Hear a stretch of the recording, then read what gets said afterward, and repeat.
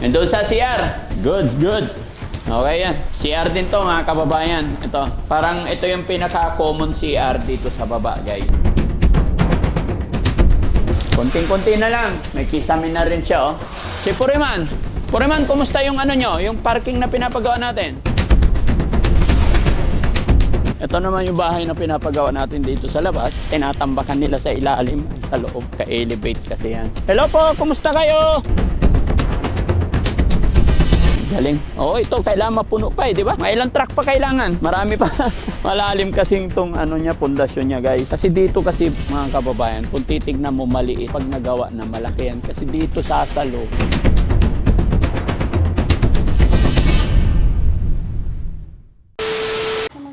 Magpapalit ka naman. Bakit ang ganda mo? Eh? Ha? Di, maganda. Oo, ganda-ganda mo nga eh. Habang tumatagal, lalong gumaganda ka. Kaya lang, mataba. Hindi, okay lang yan. Alam mo, honey, hanggat may mas mataba akong nakikita dyan sa labas, ikaw pa rin ang pinaka-sexy sa puso ko. Oo, tandaan mo yan. Ay! Ayan, magandang morning mga kababayan. Update ko kayo sa shelter natin mga kababayan. Samahan tayo ni Mami Rochelle.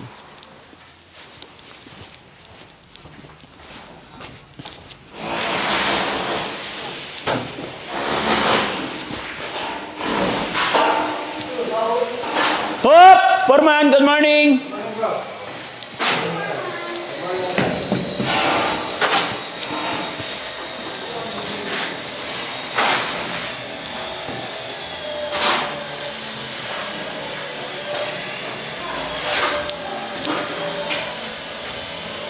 Sana lang.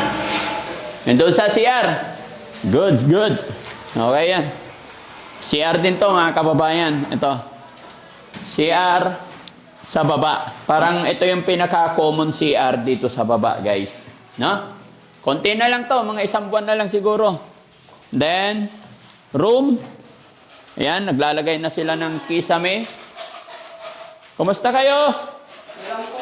Okay lang. Very good. Sa kabila. Unang room yan, guys. Ay, hindi nakakarating yung hagdan. Ito yung room number 2. Kuya Jun, okay ka lang? Meron pang CR yan, mga kababayan. Ito pala yung nag-aalikabok. Dapat may face mask ka. No? Okay. Konting-konti na lang. May kisame na rin siya, oh. Ayan. Sige, sige. Ano kaya, Syong? Okay ka lang? Okay lang. Wala problema? Wala. Ha? Wala. Very good. Yan gusto ko sa inyo, eh. No? Si Puriman. Puriman, kumusta yung nyo? Yung parking na pinapagawa natin? Yero na lang inintay. Ay, yero na lang inintay. Ayun mga kababayan, tignan nyo po yung yung parking na ginagawa natin. Ayan, tapos may mga delivery pa na panambak. Wala nang wewieldingin sa trusses? Wala na po. Sure? Pagkatapos ng traffic sa baba, may bagang pang itatap. Pagkatapos ng trusses. Yero. Ay, yero.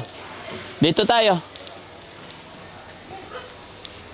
Para maliwanag. Sinsya na kayo mga... Halika, dito nga. Sinsya na kayo mga kababayan. Makalat. Ang daming kalat. No? Tapos hindi pa nila napapaayos yung ring. No? Tapos andun pa sa likod mga kababayan. No? Tapos na nagbako. Pasilipin ko lang. Silipin ko muna doon, Foreman. Papasilip ko rin itong pinapagawa kong bahay, guys. Kayahan? 11:30 na.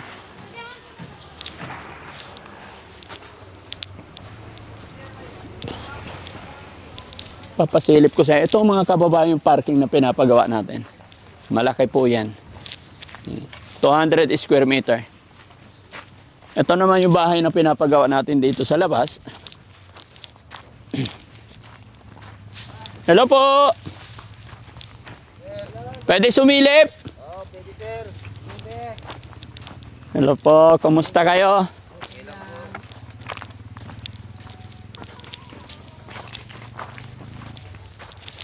Ayan. Tinatambakan nila sa ilalim ay sa loob. Naka-elevate kasi yan. Hello po, kumusta kayo?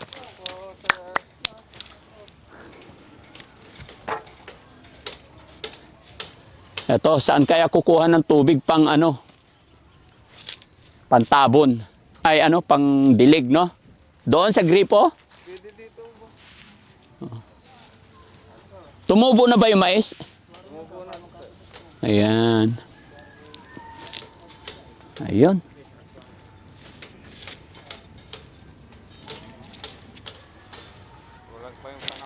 Kulang pa yung panambak. May parating pa. Okay. Galing. Oo, ito kailangan mapuno pa di ba? Mga ilang truck pa kailangan? Marami pa. Malalim kasing tong ano niya, pundasyon niya, guys. Malalim. Ayan. Break time na nila, alas 12 na mga kababayan. No? Yan. Kasi mga kababayan, kaya ganyan ang ginagamit. Kasi pagka tao, mano-mano, matagal. Kaya mas maganda ganyan na lang, saglitan na lang. No? Tara, doon tayo. Ay, halika. Tayo natin si Mami Rochelle. Dito ka, Kuya Rab. Para hindi ka mainitan. Dito tayo.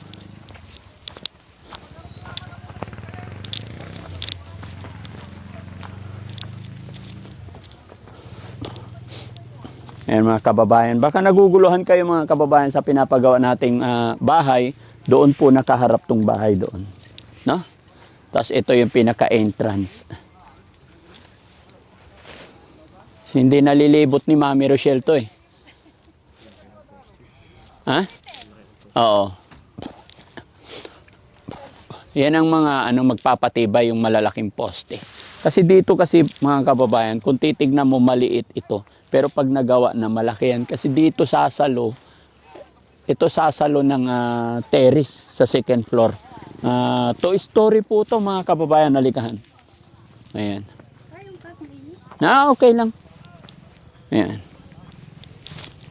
Sanay na tayo dyan. Ayan. Ayan. Ito po, beam. No? Ayan. Tatabunan pa ito ng lupa dito. Tapos, pag natabunan yan, ito po yung beam mga kababayan. And then, dito magsisimula yung flooring ng bahay. Mataas talaga, sinadyang tinaasan. Di ba? At saka kung mapapansin nyo, running 2 months na to. Malaki ang pundasyon sa ilalim. Kasi alam nyo naman na ang panahon ngayon, bali pangalawang beam na to sa pinakailalim, may beam pa yan. And then yung poste doon sa pinakailalim, malaki. Talaga. Preparasyon na natin yan dahil paiba-iba na yung panahon ngayon. Although, yun. 8 months ang contract natin nito at ang may project nito, gumagawa nito is si GMC Builders. Kaya thank you sa GMC Builders mga kababayan. No? Papansin ninyo to yung mga, ito tingnan nyo yung hindi po biro-biro yan. Poste natin, hindi po biro-biro. Malalaki, tapos 2, 4, 6, 8. No? Bali, actually ito lang yung poste sana eh. Pero dahil pinatibay pa mas lalo, nilagyan pa ng 4 sa loob. Okay? Lahat yan. Okay? Puntahan natin si Foreman, guys. Tara. Okay ka na dito, Han? Yes. Okay ka lang? Are you satisfied? Yun. Pag natapos. June. End of June, I think. Di ba? Hello po.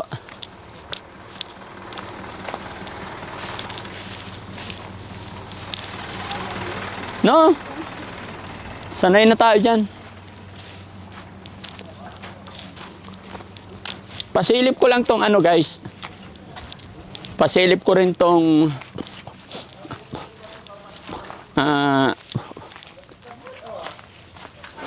parking space. Yan. Naka-elevate na rin to mga kababayan. Yan. Puro bakal yan. No? Sana si Foreman? Ingat ka kuya ah. Pinturahan mo maigi. Yan. Ganda na ah. Oo, maganda yan. Kasi ano yan mga kababayan? 4 agwas ang tawag sa bubong na to. Hindi kagaya ng mga bubong na isang ganyan lang, okay na. Sa akin po, 4 agwas. No? Ayan. Matatapos din ito itong parking na to. Hinabol ko po siya para sa para sa holiday, no? Kaya siguro mga ilang araw na lang. Foreman, alis na po ako. Yung bayad ng year ko, Magkano? 165,000 boss. Magkano ba total? 165,690. Oh. Ang total, Ang dami talaga. Ito yung nanghingi ka ng 30,000 nakaraan. apo boss, yung down payment. Ito. So ang total niya 192,000. Bubong lang 192,000? Apo boss. Kasi ang lawak ng maraming gagamitin year ng boss. Ha? Saka branded po yung gagamitin. 195. Apo. Oh? 190. May delivery charge pa talagang 3,000. Apo. Hindi nga. 195 bubong yero lang? Apo boss. Kasi branded po yung ginamit natin. Saka mas matibay. Mas matibay. Opo. Tara, dito tayo sa hindi mainit. Kailangan na ibayad nito ngayon. Opo boss. O, doon tayo sa silong. Yan mga kababayan, tignan nyo nga. 195 daw ito mga kababayan. Naniniwala ba kayo kay Foreman? Niyari na naman ako ni Foreman ah. Foreman, baka nagkakamali ka. Totoo yan boss. Totoo to. Sige. Dito tayo mga kababayan. Comment nyo nga dyan.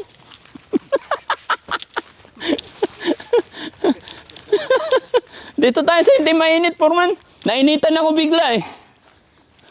Ayaw magpayo. Ha? Ayaw ko magpayo. Nalaman mo yung Yung presyo. presyo sa Dito tayo. Oh. Mga kababayan, oh. Ilang nga ba square meter to, Foreman? Sa ano yan boss? 1,000. Ano 1,000? 1,000 meters boss. 1,000 meter. Hindi 200 square meters. Hindi naman. Hindi naman.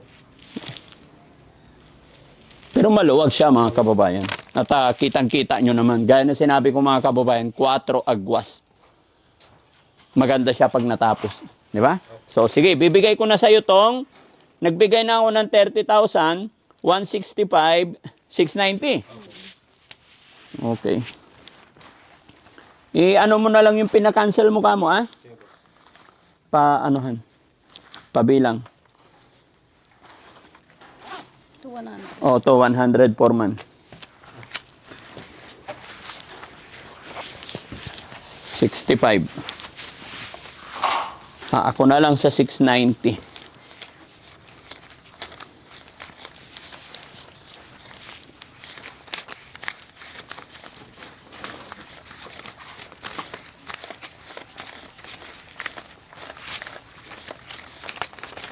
Tapos na ako.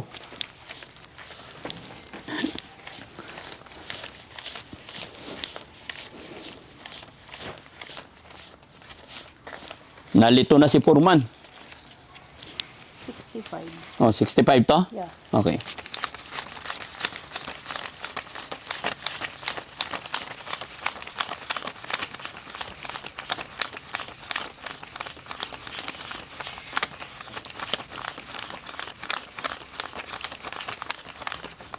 $100 boss.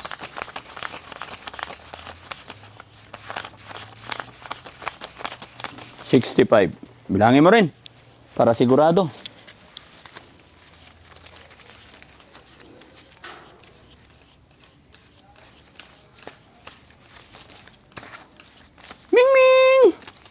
Ano nangyari sa buhok mo, Ming? Dito ka. Nabasa siya na ano. Ha? Putik siguro. No? Kawawa naman. Ming, Ming! Nasaan na yung black? Kinuha na yung black. Tama, Forman? 65 boss. Ha? 65. Oh, 165,690. Tama? Tama boss. Ay, parang kulang ng 50. O kulang. Sorry naman. Okay. O, sige, hawakan mo muna to resibo. Darating ba sila ngayon? Opo boss. After na sabi niya. After la. Okay. So, yun. Mga kababayan, ingat ka ha. Sige boss. Sige, sige. Kasi may pupuntahan ako, pero babalik pa ako ng hapon. Okay, sige. Okay. So, yun mga kababayan, mga kabarangay. Eto, konting update sa ating shelter na pinapagawa. The same time, yung bahay din natin.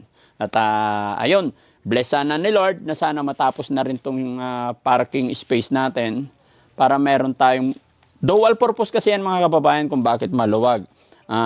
Event place and then parking na rin the same time.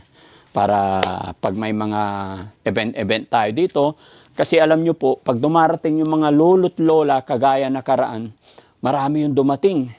So, naawa ako sa kanila na sumisilong-silong sa pader, mainit, kaya nagpagawa ako dyan. Kaya gaya ng aking sinabi, dual purpose po yan. Kaya loobin sana ng Panginoon, bless ni Lord, na sana matapos to na maayos para pag may pumunta dito mga lolo't lola natin, hindi sila naarawan, hindi sila nagiging kawawa.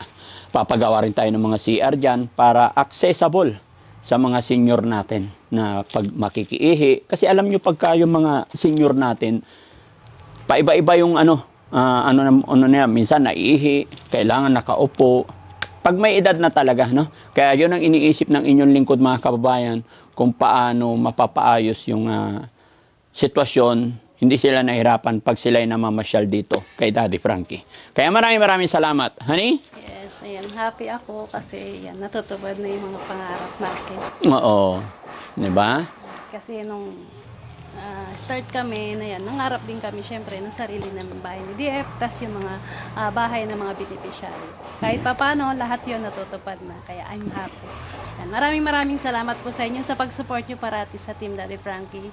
Kay Daddy Frankie yan, ingat po kayo parati. Maraming salamat. Actually mga kababayan, may bahay kami sa Makati. Yung bahay namin dito sa Pangasinan, ito po. Kaya lang, mula nung dumating na dito ang aking mga cameraman editor, medyo nagiging crowded kami. Kaya nagpagawa kami ng panibago doon. So, salamat sa Panginoon mga kababayan. Bye-bye po and God bless.